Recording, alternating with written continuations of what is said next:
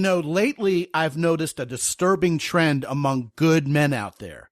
We're clinging to outdated or even completely misguided tactics with women that flat out don't work. And when they don't, we assume something's wrong with women or even with ourselves. Gentlemen, it's time to cut all of the misinformation loose and get to what works. And that is the central topic of this month's masterclass for men. It's as straightforward and simple as it gets. What works and what doesn't. If you're listening to this episode right now as it's released, this live event is coming at you this coming Wednesday, January 31st, 2024. We'll do away with the myths and worn out bad advice and reveal what is proven to be effective in attracting and keeping the kind of woman you really want. Join us this coming Wednesday for what works and what doesn't. No fluff, just the truth. Grab your ticket at mountaintoppodcast.com/masterclass.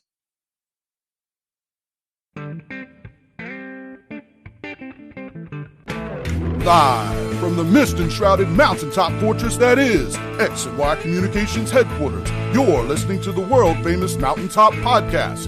And now, here's your host, Scot McKay.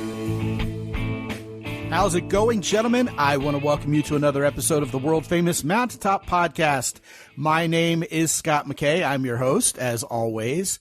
You can find me all over social media, usually at Scot McKay, with the exception of Instagram, where I'm at Real Scot McKay.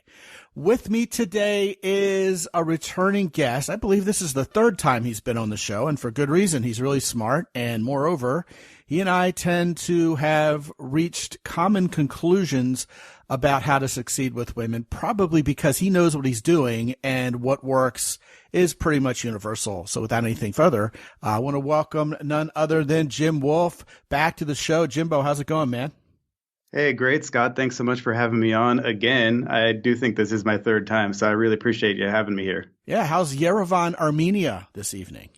It's really great. It's been unseasonably warm, but I think it's finally going to snow in the morning, so we'll see about that. How about where you're at? Well, it's been unseasonably cold, and I think it's going to snow in the morning. There you go. Well, a few days from now, according to the 10-day report, but, I'll believe it when I see it. Exactly. That's how it is here, too. So exactly. Things are good. Yeah. Speaking of I'll believe it when I see it, our topic today is going from dating to girlfriend. And a lot of guys are probably already shaking their head, Jim, going, if only I could find someone to go from friendship or not even having met her yet to dating. I mean, first things first. A lot of guys are still struggling with that, especially post-COVID, with women kind of being a little aloof and people's social muscles kind of having atrophied a little bit, as we've documented a whole lot on this show. What's it like in Europe? Is it what it's like over here? Are people kind of cold and aloof and it's kind of hard to meet people in person, or are you guys pretty much over that? So I think it's pretty much the same everywhere that I've seen so far around the world. Everywhere I've traveled, it seems similar. Of course, some places are warmer than others in terms of social interactions. And where I live, they actually don't really date at all, to be honest with you. They kind of still have that old school style of the mom tries to find someone for you and they match up and they still meet each other and everything. But the families kind of still arrange it here, like back in the day in the U.S. too, a long time ago now. But they still kind of have that style here. So it's not really that much of a problem where I'm currently located. But I have traveled around Europe a little bit, and maybe there's more people outside in Europe in general than the U.S., but I wouldn't say it's too much more. I think the whole world's been affected by that. And it's not just from COVID. I also think that the younger generations are just doing it less in general because they're more online, they're more on their phone. And they don't have to, you can press a button and get everything delivered to your house in 3 hours. So we kind of expect that sometimes from people too. And obviously we're not like that. So I think that's going to be a problem for those generations coming up. And I hope that we can start doing more in-person stuff again, both all over the world, and that the younger generations can get into that too. Because I think that's primal. You kind of need to see people's body language when you laugh together and you can tap their arm, when you tease a woman and then she can tap your arm to say like, oh, stop it, like those kind of connections and the chemicals that you get from that. That's how we built relationships for hundreds of thousands of years. And so we still need to do that at some level. So hopefully we can help people get out of the house and meet each other in person. And I think that's a good lead into the topic today of having a girlfriend. I think you should go out in person. That's one of the things, obviously. Yeah, I think you're right on the money with all of the above. One of the things you mentioned is this assumption that because I have a smartphone, I don't have to go out and be social anymore. As if it was this big chore to go out and be social. The real mindset we should adopt, especially as guys who lead, who make the first move with women, is not that I don't have to do this, but I get to do it. You know, You were locked down during COVID. I was locked down during COVID. The whole world was. I mean, what's up with that? Now we're still kind of by choice choosing to lock ourselves in rather than going out and see who's out there, see who we can socialize with, and voila, making it happen. It's really strange. We need to get into this mindset, don't we, Jim, where, this is something that's fun to do again. If only the women would seem as eager to socialize with us, at least on the surface, as we are with them, it would be a little easier, wouldn't it? But that's not always the case nowadays, right? Yeah, absolutely. And I think there's two big parts of this. Like, first of all, even if you personally don't suffer from some kind of anxiety disorder or something like that, most of us have a little bit of social anxiety in different situations, of course, especially if like you see a woman that you're attracted to, it kind of raises your Irish a little bit, for lack of a better term, like you're going to feel something, you know what I mean? Like it's a little bit uncomfortable, of course, to interact with strangers. That's part of being a human. And I think we want to avoid that sometimes if we can. And the modern world lets us do that really easily for the most part. And so do you want to go check out at the grocery store with a person? Sometimes I make myself do that just to keep that social muscle going so that I'm interacting with a human sometime during the day, but you don't have to anymore. So that's one side of it. And the other side of it is with dating. I mean, I don't know how it depends on the app and the website, but I think it's pretty difficult these days to actually match up with someone online and meet in person compared to 10 years ago or 5 years ago, let's say. And you can get that dopamine rush just from matching with someone. And it's like, okay, I got that. What now? Like, what more do you need? And at the same time, people want more than that, but then you got to do something else. So I think what you said is a really smart thing to talk about, which is being a leader.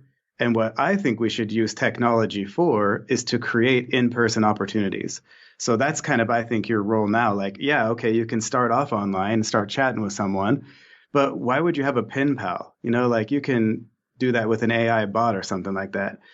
If you don't want a pen pal, you want a girlfriend or you want to hook up with someone, you should find a way to leave your house and lead that woman that you're talking to into an adventure in real life. You know what I'm saying? Like, so you can use technology to facilitate that. You can create an event for people to come to. Everyone's kind of bored and not really wanting to do it.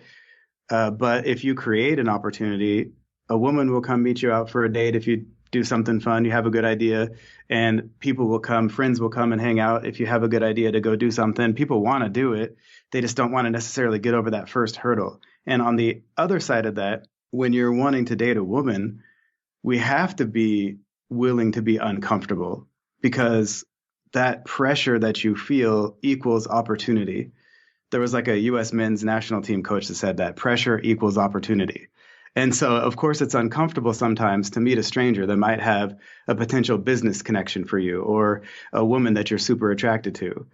But that's good. That's actually your body telling you what you should be doing and that it means something to you. And if we're not training ourselves to push through that sometimes, we're not going to get anywhere in terms of the goals that we're talking about with, having a girlfriend or hooking up with women or whatever it is, or even getting married to someone, starting a family. All of those things require us to push through that discomfort at some level. And it's really easy not to ever do that nowadays, just like it's easy to eat all kinds of crappy food in our society.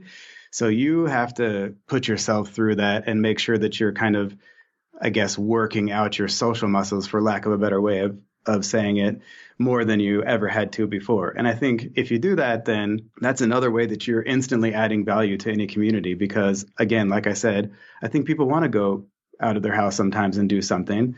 It's just there's a little extra barrier now. It's a lot easier not to. And so if you create that for them, whether it's with women or your friends, you're already adding value to the community or to the woman that you're dating. Yeah, we as men are hardwired to lead. And yet so few of us are doing it nowadays. Why can't the women approach us? Why can't they support us? Why can't they go get a job and bring home the bacon? Yada, yada, yada. Why can't it be her idea to give me a blowjob instead of me suggesting it? I saw a guy on a men's group say, I'm not going to date another woman seriously until she volunteers to give me blowjobs. I'm like, well, good luck with that, because I think most women aren't going to volunteer that. Because they're waiting on your lead to say, hi, how you doing? My name is, hey, would you blow me? Something like that. And then the women will go, oh, that's what my guy wants from me.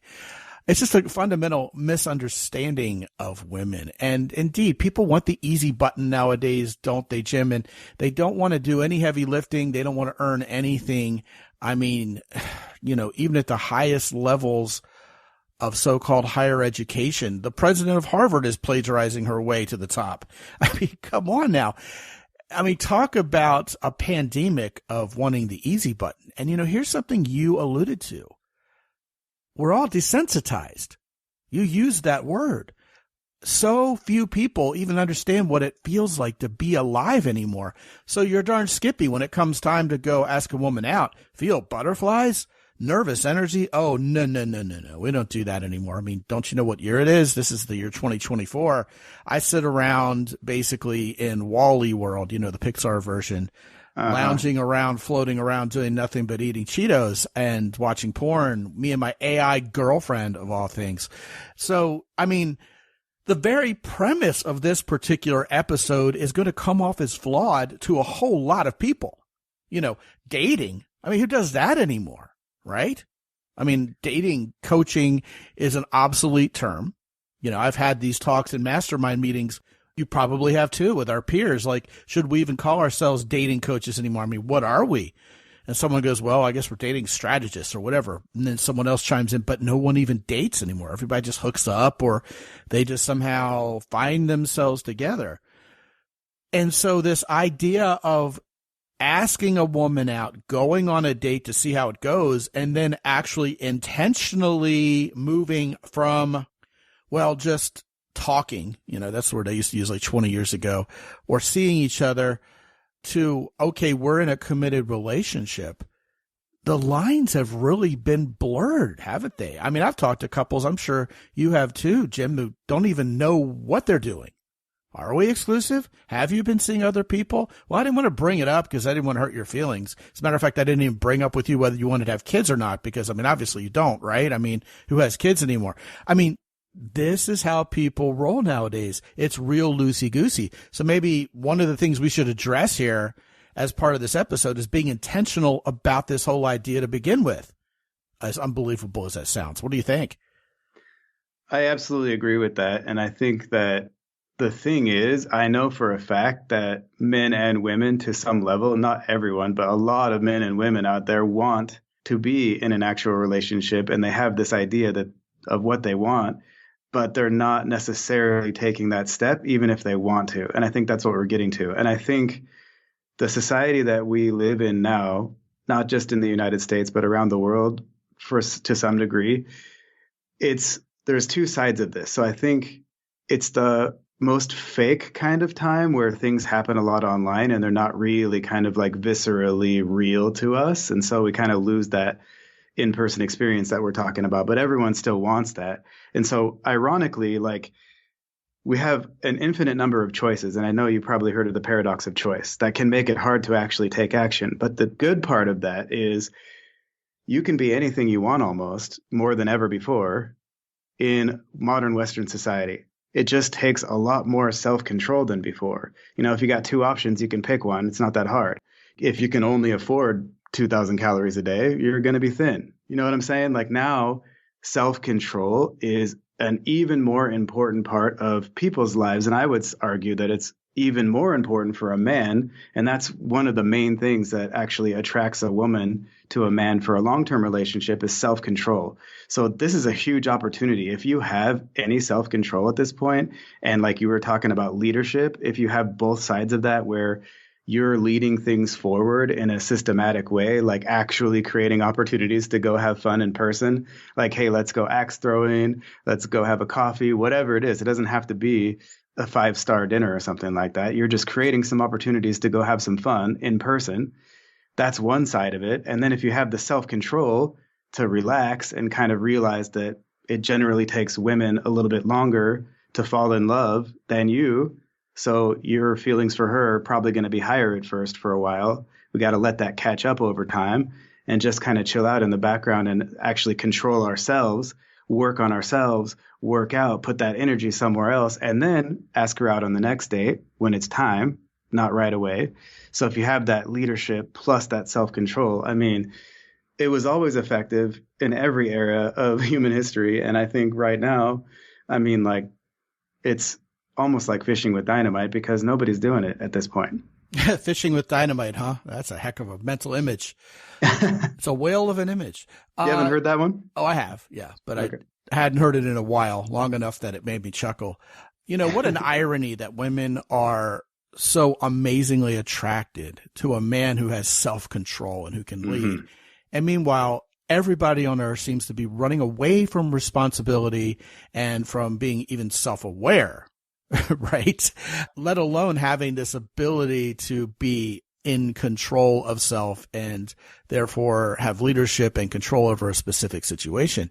So as much as we as guys think we want to attract women, we're going in the opposite direction in terms of our own character development as quickly as we possibly can. And then guys are still wondering what happened when women aren't, well, responsive to them sexually anymore. And women are wondering where all the men went and starting to feel like these are a bunch of mama's boys. Maybe I need to find something more artificial to take care of me, just like men are taking care of themselves artificially. What a mess we're in, almost a quarter of the way through the 21st century. But there's a particular dimension of what you're talking about, Jim, that I think is incredibly relevant to today's conversation that nobody talks about. And that's, okay, are we on a date?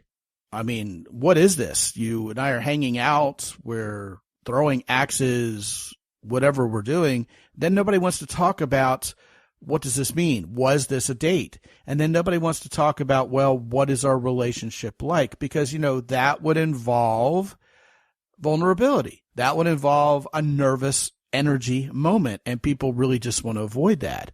Also, people, Jim, you can comment on this, really are just trying to get what's best for themselves out of a relationship. The idea of giving and being best friends in a relationship, a man and a woman.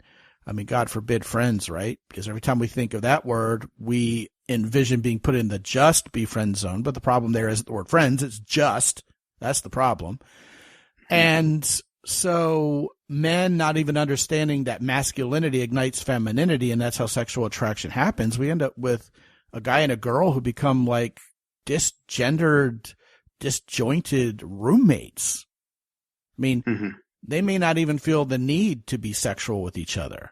I mean, who knows? I mean, they both could be non-binary. It's so strange to even consider that what has become normative right here and right now as we speak isn't always boy meets girl, they get hot for each other, they go on a couple dates, decide they actually like each other, and try to make a relationship of it. That seems almost quaint, doesn't it?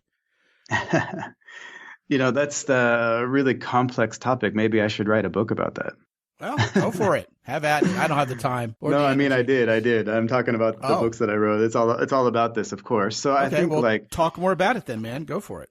Yeah, I mean, in my opinion, this is just my opinion. You don't have to do this, of course, but I think it's better if you already have your end result that you want in mind. So do you want a relationship, or you just want to have fun right now? Because I think your ideal actions are different in either case. And so I think you don't have to say it with your mouth, but it should be pretty clear that you're going on a date if you want a relationship with a woman. Like, this is our first date. You don't have to say it or anything. It's just like both people know this is a date. Well, hold on a second. They don't. You shouldn't always hide it. They don't always. And that's fine. It's actually it's not that big of a deal if you know or not at first. So like, well, that's what I'm getting at. Nobody cares whether it's a big deal or not anymore. They're like, okay, let's just go hang out. What are we doing? Nobody asks. Nobody cares. This applies in the 70s. It applies in the 50s. I think this is just the way it is. Like, you can ask for a woman's number, wait a couple days, ask her out on a date, and you're just saying, let's meet for coffee. That's a date. Whether she knows it's a date or you know it's a date or not doesn't matter, because what you're going to do is you're going to go have fun with her relax. Even if your goal is to be in a relationship with her, you realize she's not going to fall in love with you in 45 minutes at a coffee shop. Okay. She might like you a little more by the end. Hopefully that's what we're going for. And then you wait a little while, you ask her out on the next date. And by the end of the second date, you're going to go for a kiss. And of course, there's other things you should do to kind of set that up so it's not awkward for you or for her. But you're going to go for a kiss. And that's that moment of truth where you're going to find out if there's that attraction and chemistry or not. And that's how you do it non-verbally without just saying like, oh, we're on a date right now, which you can do if you want. There's no like you should never deny that you're on a date. If she's like, hey, are you hitting on me? Your answer should always be like, yeah, of course I am. If she's like, are we on a date? You're like, yeah, of course we are.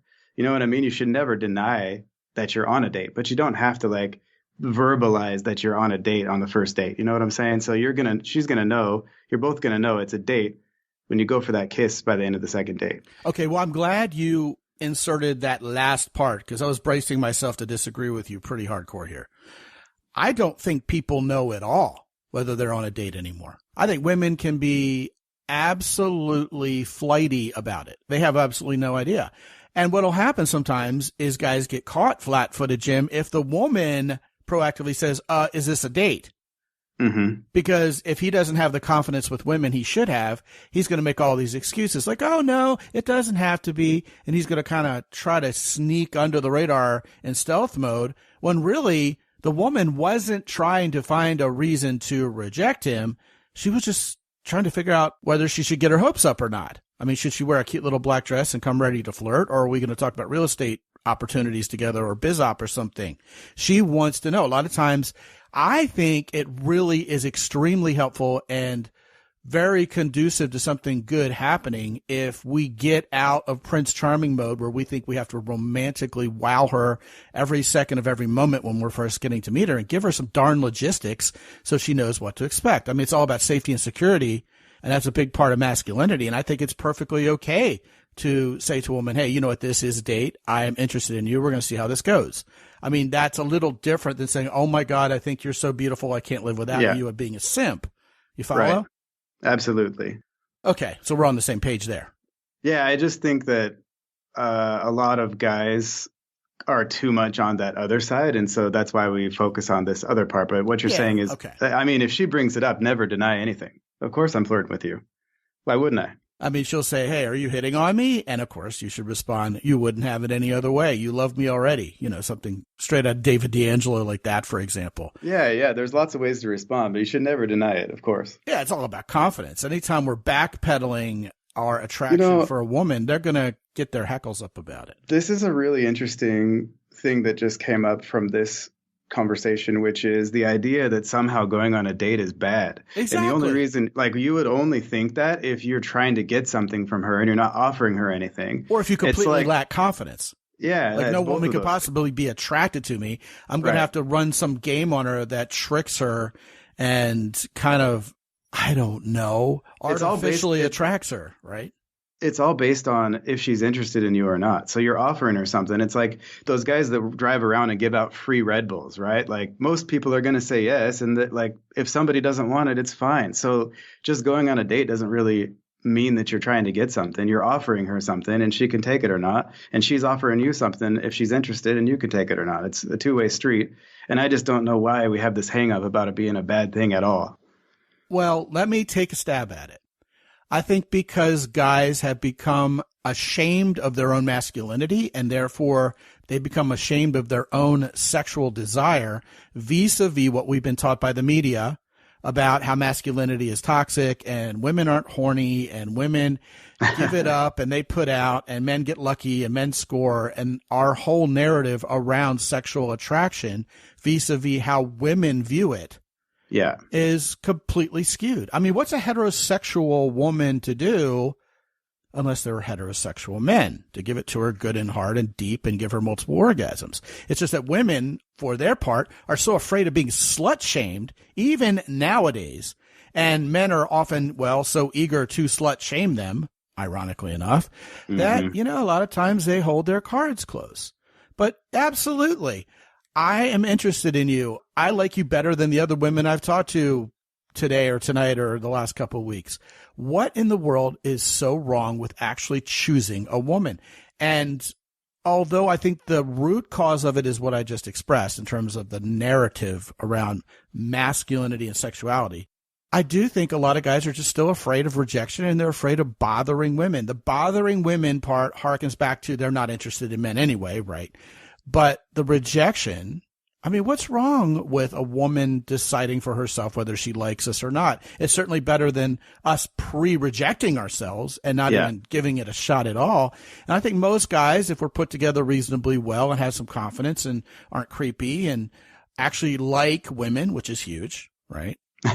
I think they'll get more success than they ever dreamed they would, except men just aren't doing it. Well, I can't get any women to go out with me, a guy comes to me and says.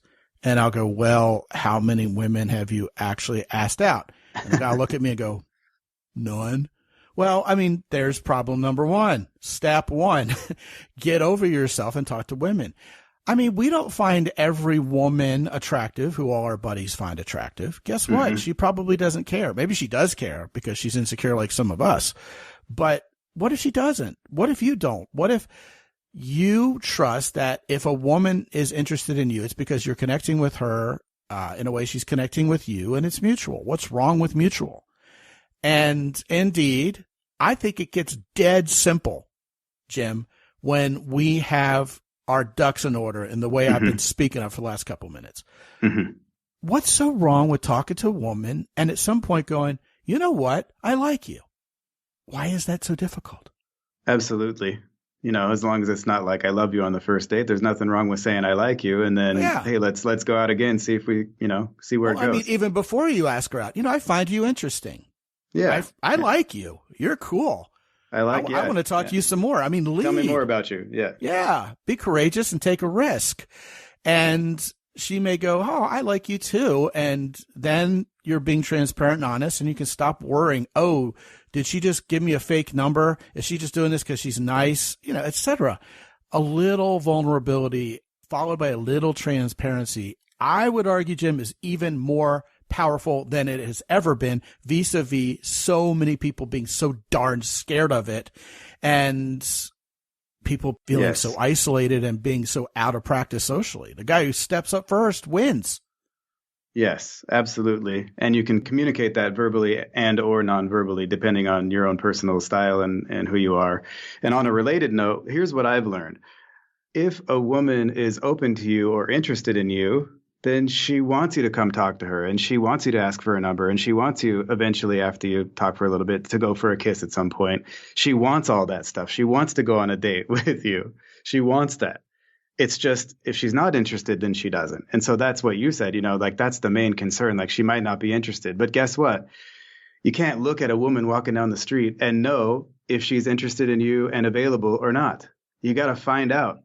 You don't know. Like, let's say you're looking at 3 women and you think they're all attractive, and you think one's a little bit more attractive and one's medium and one's a little bit, but you like them all. They're all attractive enough for you.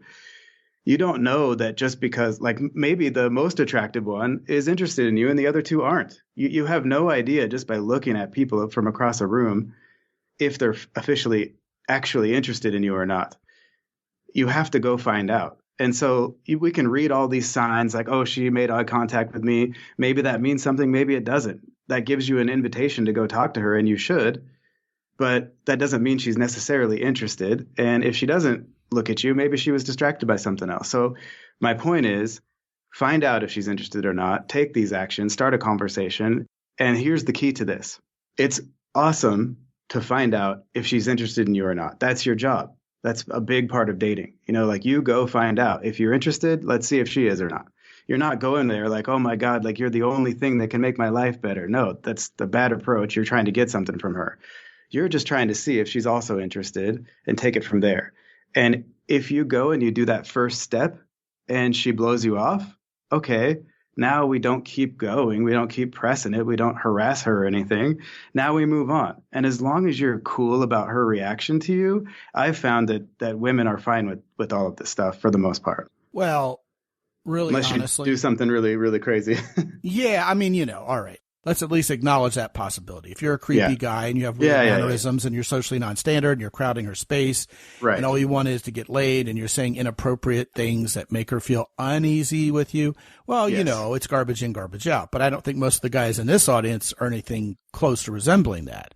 They're just a bunch of guys who are fearing bothering women and fearing rejection and fearing all sorts of stuff.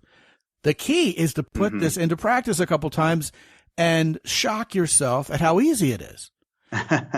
Now, you're talking about women being not interested in you, and maybe there's this feeling, I have to endure that. I'm going to have to shake this off. You know, one of the guys on this podcast several episodes ago was talking about how he used to take guys in field and go, your job is to get rejected 100 times today.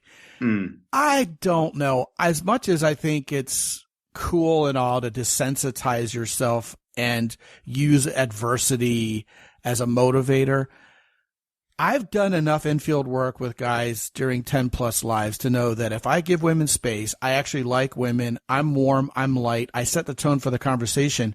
I don't see a whole lot of rejection per se. Yeah. I get a whole lot of women who are married, a whole lot of women who already have a boyfriend, a whole lot of women who, well, are lesbians and they don't owe you a deep dive into their sexual orientation. Most of the time, it isn't about me. It isn't about the guy I'm with being unattractive or worthy of some sort of scorn from women. It's not what we fear. And women are generally very sweet, very nice, unless they're psycho. And if they're psycho, they're not even in our reality with us. So what are we going to do? Hold that against ourselves? Well, it's just silly. You start putting 2 and 2 together, and you got to ask yourself, Jim, what are we afraid of? Because women are wondering, you know?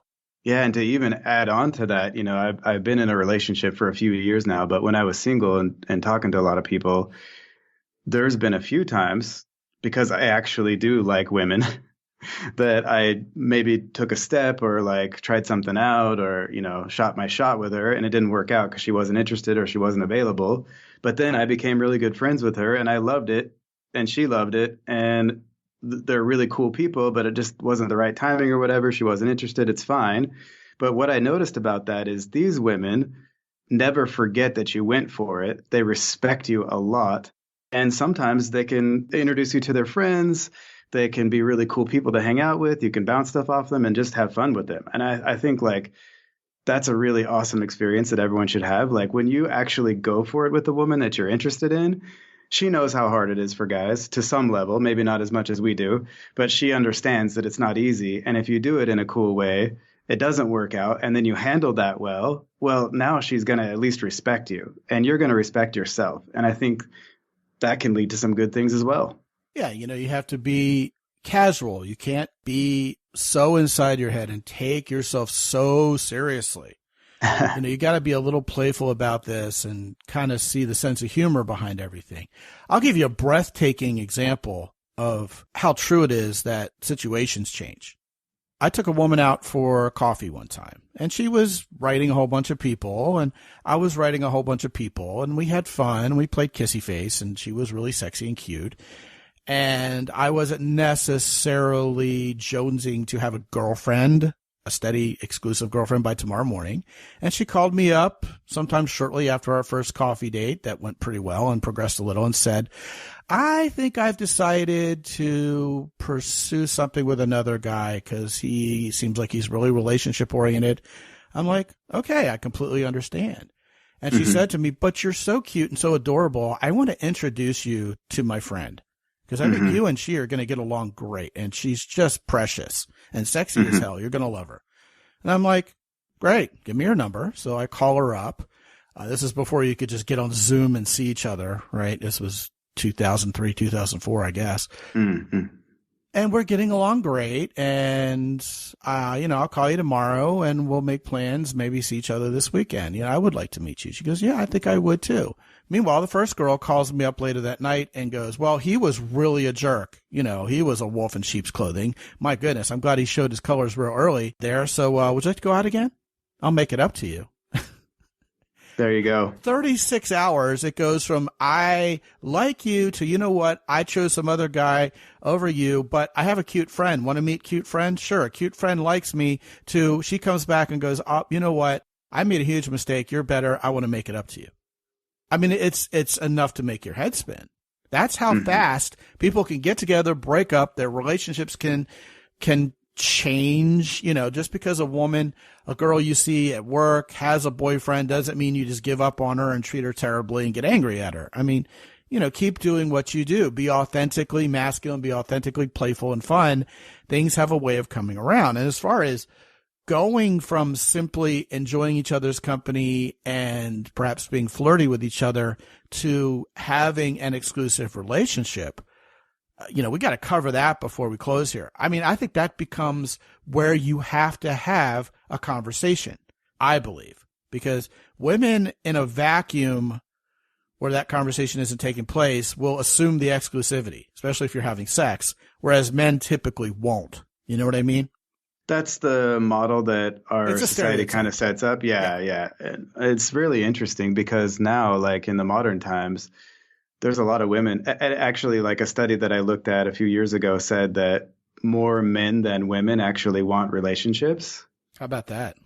Yeah. And so that's something that was surprising that I learned when I was in graduate school. But that doesn't surprise me because now with the hookup culture, you know, there's a lot of times where a guy will swipe right on a woman and then they go hook up and now he wants the relationship and she thinks like, okay, this is great. Now it's not going to be awkward. He's going to get the hell out of here and we're going to be going our separate ways and it's awesome for everyone. But he's now wanting it and she gets annoyed with him. That also happens nowadays. So I think what you're saying, like, yeah, in my opinion, if you want an exclusive relationship, you should hold off on hooking up a little bit longer than you would if you're just going for hookups. And so what I think you should do is take her out for a fun time, wait a little while, take her out again, have a really good time, make sure you go for a kiss by the end of that second date. So it's for sure a romantic relationship. You're not just trying to be friends with her.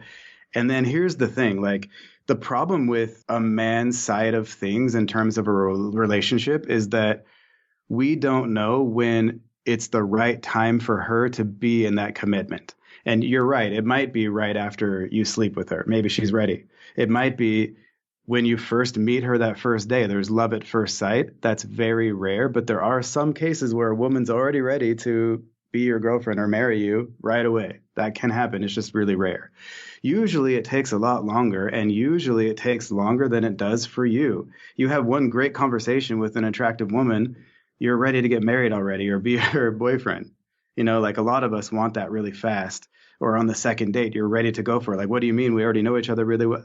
It's not usually like that for women. Women tend to fall in love slower than us. So what you should do is just keep leading the process forward. Create these opportunities to meet up in person. Take her out on dates. And just let that relationship pressure out. You don't want to put any pressure on getting into a relationship.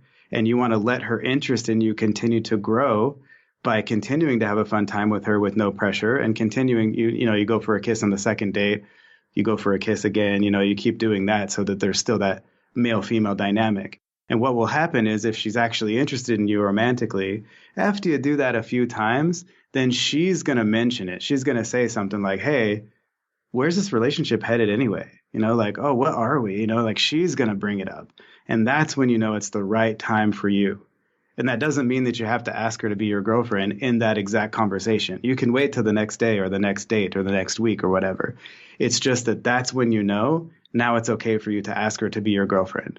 And you can do it before that. It's just you might do it too early. And if you do it too early, that can damage her interest in you or lower it.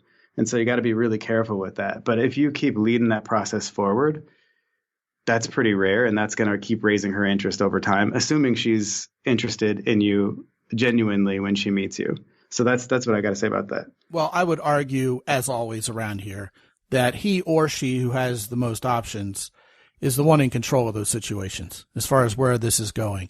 Because if I have more options, I'm only going to be spending time with people I really want to be spending time with, and therefore I'm going to want to buy myself more time to explore said options than if, say, I'd hit a dry spell for 6 months and finally I have the first cute girl in 3 years in front of me. I want to lock her down. Yeah.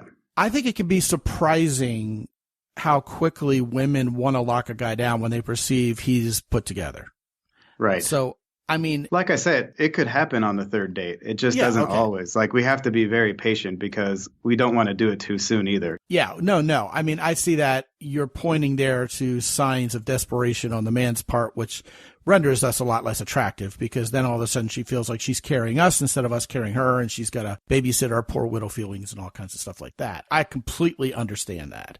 What I've always said is I think even in the year 2024, if we are interested in having sex with a woman and she seems to be a little bit more tender-hearted than the kind of chick who just goes after one-night stands and is really horny because she just got divorced or whatever, I think we do well to have a conversation on the second or third date. I used to say second date. Now I'm thinking more third date, okay, about what she's looking for from her dating life. And perhaps how that applies to both of you since you're obviously attracted, because there aren't mercy dates that are third dates. Mercy dates are second dates. You know, it went all right. I'm going to give it another shot. My girlfriend's put me up to it. First date, of course, let's just see if we get along, for God's sakes, before we start seeing how our check boxes match up, before we start check boxing each other, which is the term I came up with recently, which I kind of like. Accidentally, I just stumbled across that. I said it one day in a podcast. But, you know, if we have options, we're going to make more informed choices, just like anybody else. She could do that. He could do that.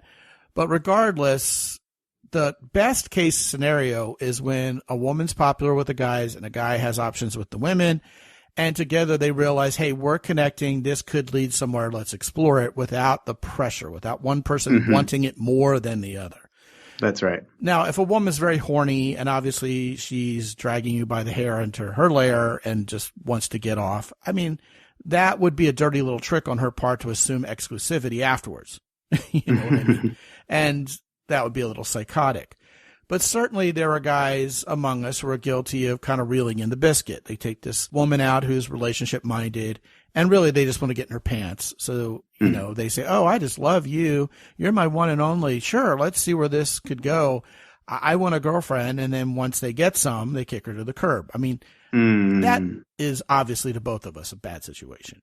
But I agree with a whole lot of what you're saying. I think the timeline of where is this going, what are the sex expectations should be handled before you do the wild thing together if that's not abundantly clear both to you and to her. And of course, you know, like you said, it could be nonverbal. I mean, if you got the tiger eyes for each other at a bar and you go at it in the men's room I also stall, think there's there's a big difference between showing up for your third date and having a conversation that like you're kind of relaxed, you're having fun, and you just ask her, you know, like, what are you looking for in a partner? What kind of relationship are you looking for a relationship? You know, you can ask her. What are you doing with your dating life right now? That's different. That's a lot different. Yeah, exactly. I think that's a lot different than showing up on the third date with flowers and asking her to marry you or be your girlfriend, you know, which I think it could easily be confusing for a guy like in that case. Yeah, understood. I think we've covered it pretty well. Yeah. His name is Jim Wolfe. And when you go to www.mountaintoppodcast.com/Wolfe with an E, WOLFE, what are they going to find, Jim? They're going to find my main website, which is datingadviceformenwholovewomen.com. And on our website, we have some actual free programs and ebooks that you can download if you want. We have lots of articles there. Our YouTube channel's featured there. So there's tons of free content about pretty much any topic you can think of on our website. And we're more than happy to give that value to you guys. So please check that out. There's a lot of great stuff there. And Scott, I don't know if you're still offering it or not, but I wanted to mention that your for mature audiences only. Yeah, your masterclass for mature audiences only is excellent. I listened to it myself, and my guys gave me great feedback from it. So I just wanted to plug that. I don't know if you're still selling it, but man, if you guys get a chance, grab that for sure too. It's great. Yeah, and you're not even that old. And you're in a relationship. That's true. That's true. Now, the master classes, every month we put on a new master class for guys, of which for mature audiences only was one. Okay. And last Wednesday of every month. Right before payday. Great. That's awesome. I don't know how ill-advised it is for me to run them on the last Wednesday of the month. Who knows? But yeah, feedback is almost universally positive. If anything, guys say, man, you covered too much and I had to go over the notes 3 or 4 times because it was just a whole lot. But, I like to make sure these guys are well prepared. So thanks for the good word there. And definitely, guys, go to mountaintoppodcast.com/Wolfe, WOLFE, and see what Jim's about. And by the way, while you're at it, go talk to some women, go out on a few dates, and they can be called dates. And maybe you might even decide you want to get a girlfriend. Right, Jim? Absolutely. I think we said it all on the podcast. It was great. Boom, mic drop. Thanks so much, man. I'm sure we'll have you back to talk about another juicy conversation, much like we did today. Thanks a million. Yeah, thanks so much again for having me on, Scott. It was great. Appreciate it. Yeah, of course. It's always a lot of fun. And take care of that beautiful woman of yours, by the way. I'll do my best in honor of you. Armenian women in general are extremely underrated. You don't hear Armenia come up on the list of where the most beautiful women in the world are. But wow. I have to agree. Yeah, I have to agree. And they're from a traditional culture, so they tend to treat you well. And if you appreciate that, then they don't tend to get that either. So it's a really good match for people. Yeah, fantastic. Republic of Georgia, just north of Armenia, also has gorgeous, sweet women and a different culture. Absolutely. Yeah, that part of the world is often overlooked. People don't know whether to think of it as Europe or Asia, even though it's absolutely Asia. But it's one of those little places in the world that not a lot of people have been to on vacation and kind of gets overlooked. Mm-hmm. People kind of think of, okay, well, Greece kind of turns into Turkey and Turkey kind of turns into Iran and et cetera, et cetera. But that's not really true. Yep. Yeah. Fantastic. Once again, thank you to Jim Wolfe. And gentlemen, if you have not been to mountaintoppodcast.com, checked out our sponsors, Jocko Willink's company, Origin in Maine, the Hero Soap guys, and the Keyports, please check out what those fine sponsors have to offer and use the code MOUNTAIN10 with each purchase to get yourself 10% off. Guys, hey, just like Jim said, the master classes are where I put my heart and soul into a particular topic to fully prepare you guys to master that area of success with women.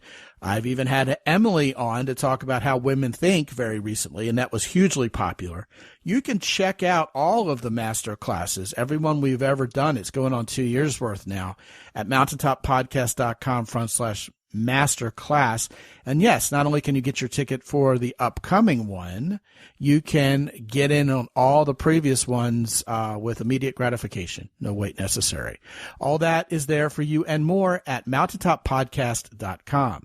And until I talk to you again real soon, this is Scott McKay from X&Y Communications in San Antonio, Texas. Be good out there.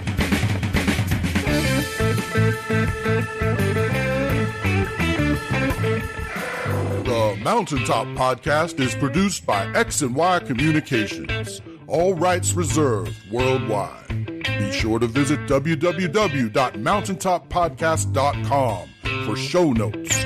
And while you're there, sign up for the free X&Y Communications newsletter for men. This is Ed Roy Odom speaking for the Mountaintop Podcast.